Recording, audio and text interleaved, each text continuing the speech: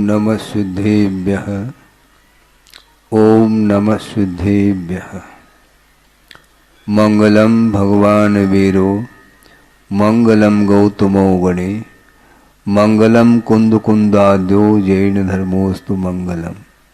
सर्वमंगल मांगल्यम सर्वकल्याणकारकम प्रधानम सर्वधर्माणां जैनम जयतु शासनम।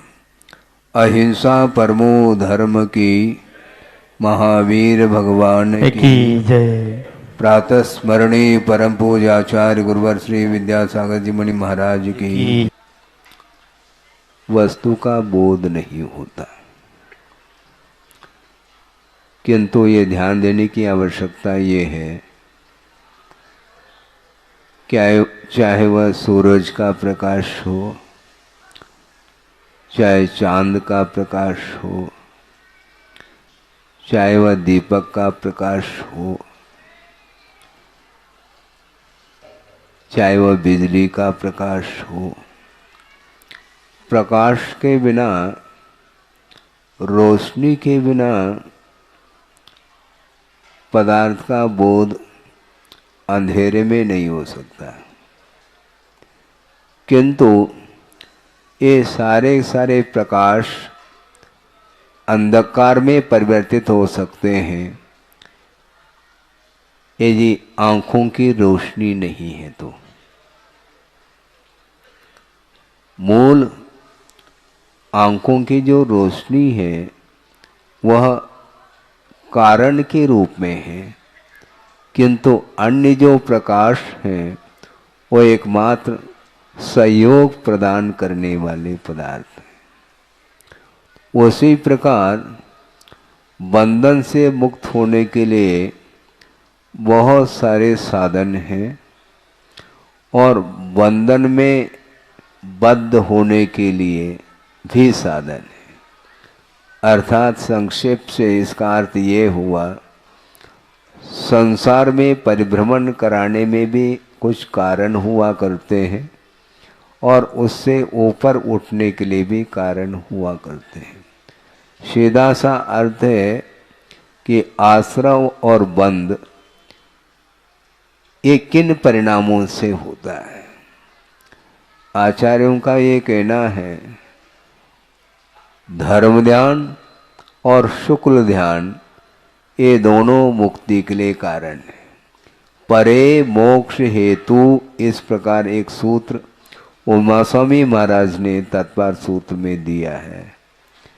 आगे के दो ध्यान, यानी ध्यान के चार भेद हैं, आर्त ध्यान, रौद्र ध्यान, धर्म ध्यान और शुक्ल ध्यान। इनमें से दो जो आगे के ध्यान हैं, धर्म ध्यान और शुक्ल ध्यान, ये मोक्ष हेतु ऐसा कहा। इससे फलितार्थ यह निकलता है, अपरे संसारस्य हेतु। आर्त ध्यान, रौद्र ध्यान यह संसार के लिए कारण है, यह अपने आप ही सिद्ध होता है, क्योंकि ये दोनों अपोजिट हैं। जिसको दिन का ज्ञान है उसको रात का भी ज्ञान है। ये दोनों ये विपरीत तत्व है परस्पर में। उसी प्रकार संसार के लिए कारण कौन से ध्यान है? आर्त ध्यान और रौद्र ध्यान। अब धीरे से हम चलते हैं। आर्त ध्यान के भी चार भेद किए हैं, इष्ट वियोग, अनिष्ट संयोग, पीड़ा चिंतन और निदान के रूप में ये चार आर्त ध्यान माने जाते हैं। और आर्त ध्यान की सीमा कहाँ तक चलती है? गुणस्थान की विवक्षा से प्रथम गुणस्थान से लेकर के छठे गुणस्थान तक आर्त ध्यान का सद्भाव बताया है। अब सोचो महाराज, श्रवण को भी आर्त ध्यान होता है? हाँ होता है। पढ़िए, आप अध्ययन करिएगा, क्योंकि इष्ट का वियोग। अब श्रवण के लिए क्या इष्ट है? विषय और कषाय श्रवण के लिए इष्ट नहीं है, किंतु इष्ट क्या है? पंच परमेष्टि हैं, गुरु हैं, प्रभु हैं। ये इष्ट इसलिए हैं हमें मोक्ष तक पहुंचाने में यह अनन्य कारण है। अब गुरु का यदि मान लो वियोग होता है, समझ रहे हैं आप, गुरु का वियोग होता है तो तत्संबंधी आकुलता श्रवण में भी आती है। मन आकुल व्याकुल इसलिए होता है कि हे भगवान, आपने ही मुझे मोक्ष मार्ग को दिखाया है, मार्ग को प्रशस्त किया है, और मुझे आपने शिक्षित किया, दीक्षित किया, संस्कार दिए, छोटे से बड़ा बनाया है। जिस प्रकार परिवार में बच्चों का पालन पोषण माता पिता करते हैं, उसी प्रकार जो मोक्ष मार्ग पर आरूढ़ होना चाहता है और वह गुरु के शरण में आ जाता है, तो उसके लिए वो क्या करते हैं, वात्सल्य के माध्यम से अपने पास रखते हैं और धीरे धीरे धीरे संस्कार देना प्रारंभ करते हैं। छोटा सा पौधा है, वो पौधा बाद में बना है, पहले बीज का वपन किया जाता है, तब कहीं जाकर के कालांतर में 8-10 दिन के उपरांत वह बीज अंकुरित हो जाता है। अंकुरित होने के उपरांत धीरे धीरे वह छोटा सा पौधा बन जाता है। लेकिन वह छोटा सा पौधा है तो उसका ध्यान रखा जाता है। जब तक वह वृक्ष का रूप नहीं लेता तब तक उसका ध्यान समय समय पर रखा जाता है। पानी है, खाद है, हवा है, आदि आदि, उसके लिए सारे अनुकूलता का ध्यान वह कृषक रखता है। उसी प्रकार गुरु भी दीक्षित करने के उपरांत भी वो सोचते हैं अभी नव दीक्षित है, धीरे धीरे धीरे विकास होगा, धीरे धीरे प्रौढ़ता आएगी। इस प्रकार अपने कर्तव्य का पालन करते हुए वे शिष्य के विकास के लिए सहयोग हमेशा देते रहते हैं। और मान लो उस गुरु का जब वियोग होता है, उस समय शिष्य के मन में आकुलता उत्पन्न होती है, क्योंकि इष्ट वियोग नाम का यह आर्त ध्यान माना है। यह धर्म ध्यान नहीं, किंतु धर्म ध्यान की सामग्री का वियोग हुआ है। इसलिए मन में आकुलता आती है, भगवान अब इस मार्ग को मैं कैसा तय करूं? बहुत लंबा चौड़ा यह मोक्ष मार्ग है और आपने ही प्रकाश दिया है और मुझे चलने के लिए साहस आपने दिया है। ये आपकी कृपा के बदौलत मैं चल रहा था। अब आपका अभाव मुझे खटक रहा है।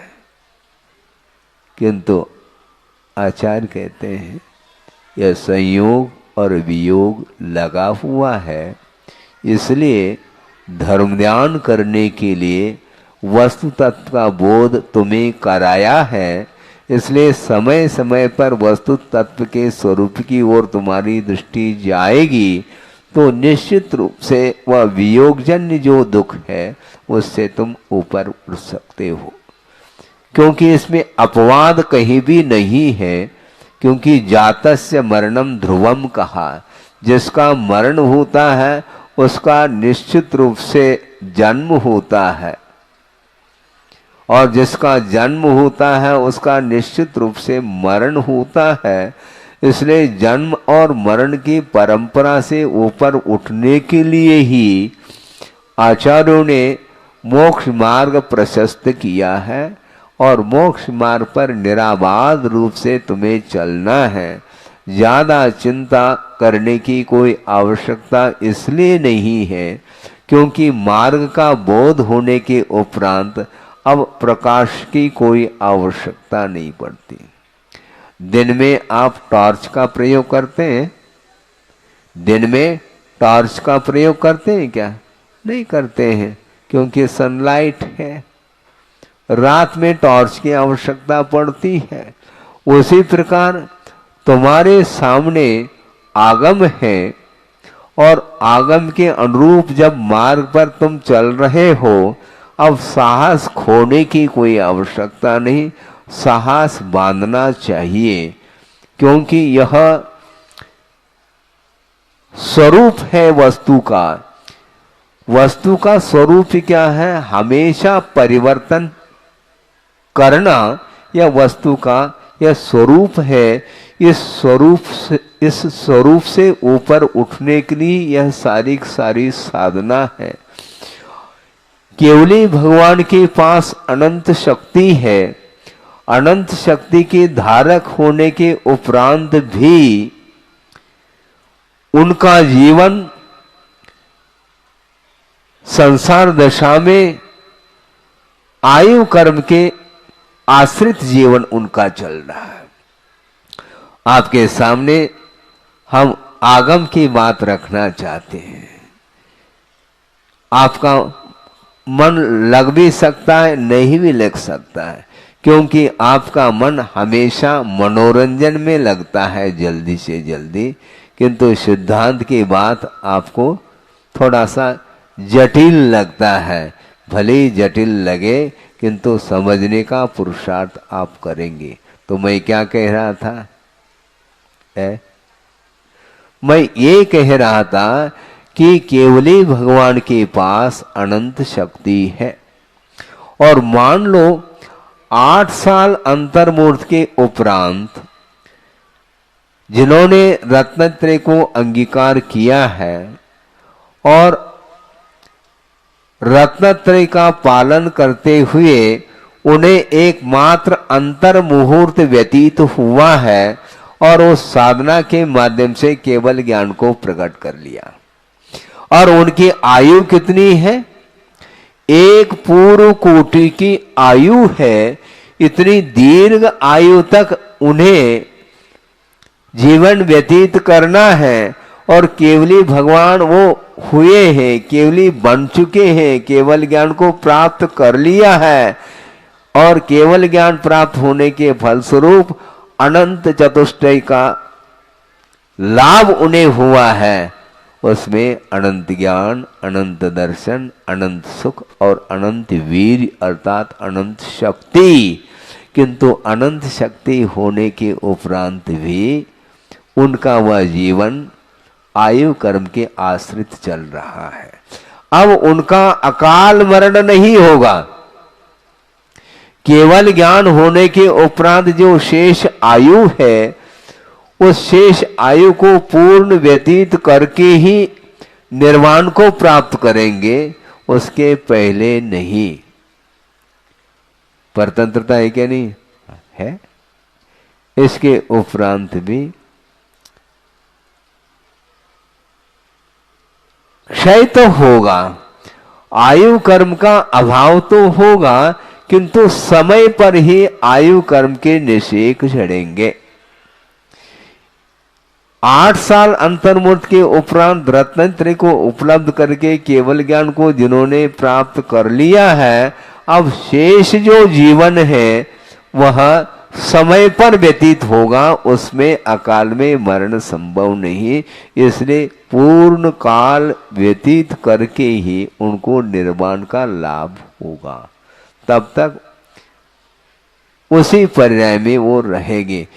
क्यों? यह वस्तु का स्वरूप है, ऐसा कहा। वस्तु के स्वरूप को हम परिवर्तित नहीं कर सकते हैं। वस्तु हमेशा परिवर्तनशील है, उसको रोका नहीं जा सकता। और मान लो आपकी उम्र है 75 साल की अथवा 80 साल की उम्र है मान लो, और धीरे धीरे धीरे एक एक समय व्यतीत हो करके अंतिम समय वह आया है, उसमें आप ये कहो कि कुछ समय और टिक जाऊं, कुछ समय और जीवन जीऊं, इस प्रकार आपकी भावना हो सकती है, किंतु एक समय के लिए भी आप रुक नहीं पाएंगे। हाँ, रुक नहीं पाएंगे, जाना पड़ेगा। परिवार है महाराज, हाँ परिवार हो तो क्या हो गया, परिवार है, संपदा है, ये सबको यहीं पर छोड़ना पड़ेगा। अभी आपको छोड़ने के लिए कह दे तो मन कहता है महाराज हम नहीं छोड़ पाएंगे, किंतु जब छूटेगा उस समय क्या करोगे? जब छूटेगा उस समय कोई भी साथ नहीं आने वाला है। जब छूटना ही है तो बार बार उस संसार के बीच में रह करके जीवन जीने का भाव क्यों करते हो? कब तक जियोगे? जीवन कब तक चलेगा? आखिर वह जीवन आयु कर्म के आश्रित चल रहा है। जब तक पेट्रोल है गाड़ी में तब तक वह गाड़ी चलेगी। रफ्तार से चल सकती है, ठीक है, किंतु वह गाड़ी चल रही है और मात्र गाड़ी चल रही है और पेट्रोल नहीं जल रहा है, ऐसा थोड़ी। पेट्रोल निरंतर वह जल रहा है और वह एक निश्चित समय पर पेट्रोल समाप्त होते ही गाड़ी रुकेगी। 1 इंच भी गाड़ी खिसक नहीं पाएगी, वो ये ध्यान रखो, क्योंकि वह पेट्रोल के आश्रित गाड़ी चल रही है। उसी प्रकार आयु कर्म के आश्रित हमारा जीवन चल रहा है। हमारा जीवन स्वतंत्र नहीं है, परतंत्र है, पराधीन जीवन है। इसलिए पराधीन जीवन ये कभी भी ऑफ हो सकता है। बिजली कभी भी गोल हो सकती है, होगी क्या नहीं? उसी प्रकार कभी भी प्राणों का विसर्जन हो सकता है।